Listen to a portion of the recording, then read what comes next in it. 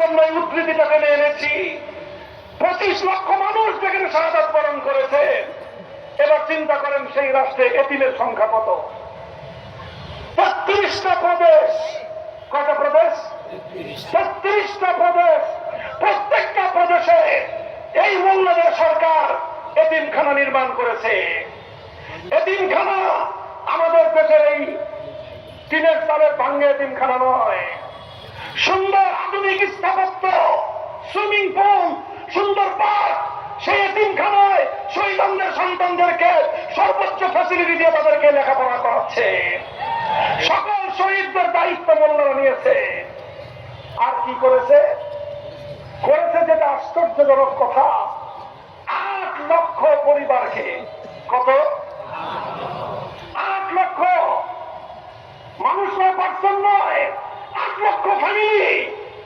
প্রত্যেকটা ফ্যামিলিকে রাষ্ট্রের পক্ষ থেকে প্রতি মাসে তাদের দেশের মুদ্রায় 5,000 আফগানি আর আন্তর্জাতিক মুদ্রায় কম করে হলেও $1,000। কয় হাজার ডলার? $1,000 না, 1,000 না তো, $100। কত ডলার?